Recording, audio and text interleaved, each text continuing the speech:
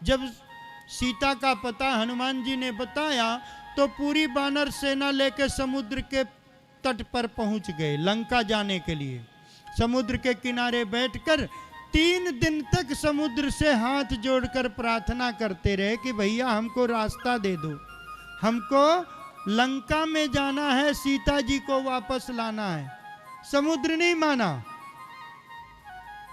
लक्ष्मण जी ने कहा प्रभु आप निवेदन कब तक करते रहेंगे, समुद्र मानेगा नहीं। भगवान ने कहा ठीक है नहीं मानेगा, अगर सीधी उंगली से घी नहीं निकलता तो हमको टेढ़ी करनी आती है। भगवान प्रभु श्री राम खड़े हो गए, तरकस से बाण निकाला, धनुष में बाण लगाकर समुद्र की तरफ जैसे किया, महाराज समुद्र से बाहर निकल आया। हाथ जोड़कर पाहिमान प्रभु मेरी रक्षा करो, मेरी रक्षा करो।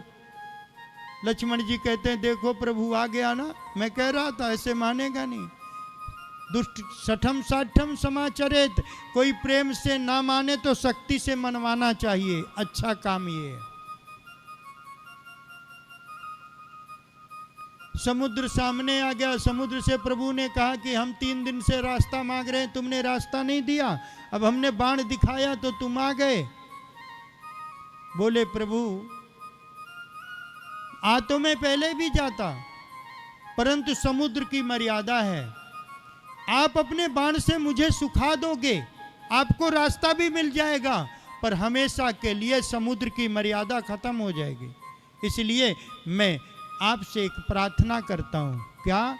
बोले आपकी वानर सेना में कुछ बलशाली बरदानी वानर हैं, नल नील आदि, इनके हाथ में इनको ऐसा आशीर्वाद मिला है कि ये समुद्र में पत्थर डालेंगे तो पत्थर डूबेगा नहीं, पत्थर तैर जाएगा।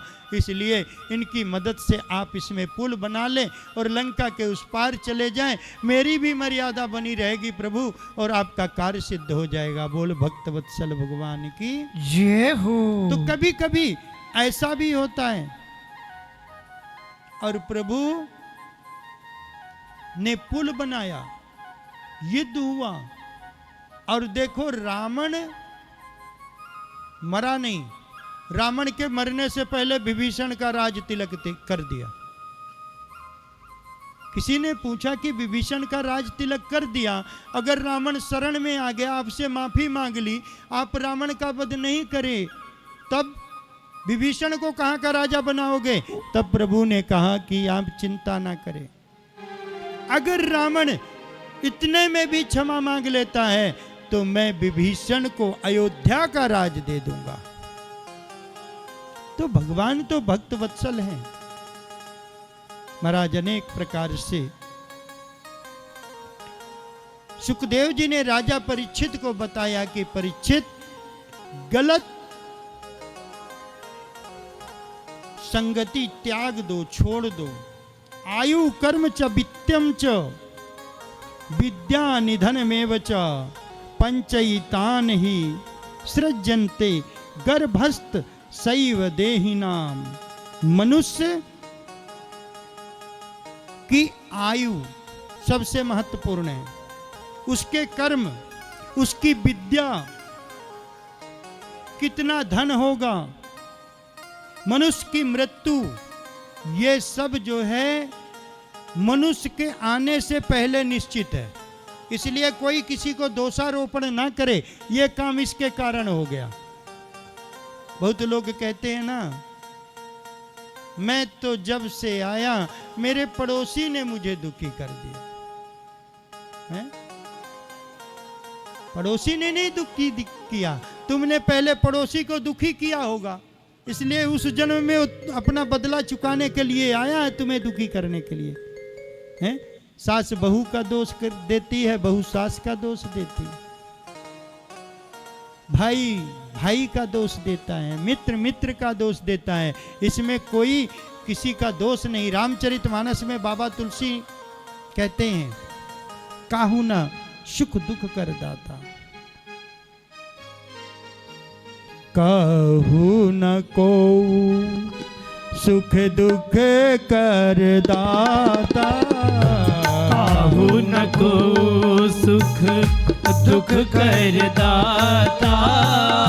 नित्य कर करम भोग सब भ्राता। नित्य कर करम भोग सब भ्राता। बोलो राम राम राम सीता राम राम राम सीता राम राम राम सीता राम राम राम। राजा राम राम राम सीता राम राम राम। राजा राम राम राम सीता राम राम राम। को न सुख काहू का सुख दुख कर दाता। कोई किसी को न सुख देता न दुख देता। सुख और दुख मनुष्य को अपने कर्मों से मिलते हैं। ये हमारे कर्म का फल है। और इस संसार को क्या कहा? कर्मयुग। कर्मों का फल भोगने के लिए आए हैं। जिस दिन आपका कर्म पूरा हो जाएगा आप एक क्षण नहीं रुक सकते। एक क्षण आपको इस संसार को छोड़कर जाना पड़ेगा। जितने दिन आपके काम अधूरे हैं भगवान ने आपको वो काम करने के लिए भेजा है, बस उतने दिन। बहुत लोग कहते हैं महाराज जी और तो सब ठीक है पर हमारे भरोसे मत रहना। अरे भाई कोई किसी के भरोसे नहीं, सब ऊपर वाले के भरोसे। कोई किसी का कुछ नहीं करता, सबका ऊपर वाला करता है। इसलिए कोई किसी का जिम्मेदार नहीं। सब हर मनुष्य को अपने कर्म का फल स्वयं भोगने। ये कर्मयुग है, कर्मयुग। जो करोगे वही तो मिलेगा। इसलिए अच्छे कर्म का अच्छा फल, बुरे कर्म का बुरा फल। तो कहते हैं सबसे पहली बात मनुष्य को आयु विद्या धन वित्त सबका ध्यान रखना चाहिए। जीवन में कभी फुर्सत नहीं। कहते खोदत खोदत चूहिया मर गई। चूहिया, चूहे का काम क्या है? बिल खोदना। हम भी क्या करते हैं? सुबह से शाम तक यही काम करते हैं।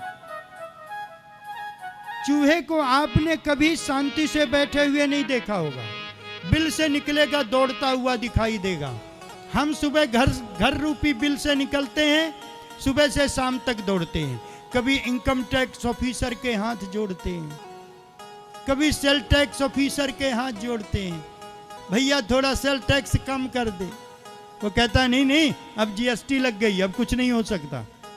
18% है, 15% कर ले। कहीं बिजली दफ्तर में जाके हाथ जोड़ते, भैया इस महीने बिल तो बहुत आ गया, हमेशा तो 3000 आता था, इस बार 5000 आ गया। उसने बिजली वाले ने कहा अरे हटो हटो, तुमने 4 एसी लगाए हैं उसलिए बिल आया है। सुबह से शाम तक दौड़ते, शांति नहीं मिलती। मानो जीवन चूहे की भांति। वास्तव में शांति कब मिलती है? चूहे को जब बिल के अंदर घुस जाता है। हमें शांति तब मिलती है जब हम सुबह से शाम तक घूमकर शाम को अपने घर पर आ जाते हैं, थोड़ी देर के लिए रिलैक्स फील करते हैं। इसीलिए कहते खोदत खोदत चूहिया मर गई, मौज करा सरपन्ना ने। बिल चूहा खोदता है, रहता सांप है। खोदत खोदत चूहिया मर गई, मौज करी सरपन्ना ने, और सींचत सींचत माली मर गया। मौज करी भौरंगा ने। फूलों को सींचता माली है और सुगंधी भौरा लेता है। जोड़त जोड़त मौजी मर गया। मौजी ने मौज के लिए जोड़ा, जोड़त जोड़त मौजी मर गया, और मौज करी खर्चन्ना ने। जिसने खर्च किया उसने मौज की। उसने कभी साल में 2 धोती के अलावा तीसरी धोती नहीं ली, 6 महीने कपड़ों में साबुन नहीं लगाया। बड़े बुजुर्गों को देखिए कैसे जीवन व्यतीत किया, केवल किस लिए? धन जोड़ने के लिए। बुढ़ा चला गया, अब बेटे को तो सब माल मिल गया, मौज कर रहे। तो कहते जोड़त जोड़त मौजी मर गया, और मौज करी खरचन्ना ने, और सोचत सोचत दुनिया मर गई, मौज करी सत्संगा ने। किसने मौज करी? सत्संगा ने। जिसने जीवन में सत्संग किया, सत्संग के सिवा कुछ नहीं। आज सत्संग के लिए ही महाराज परीक्षित बैठे हैं। महाराज परीक्षित को कहते हैं कि आप चिंता न करें। परीक्षित ने पूछा, महाराज आपने बहुत अच्छी बात बताई, अष्टांग योग की बात बताई, परंतु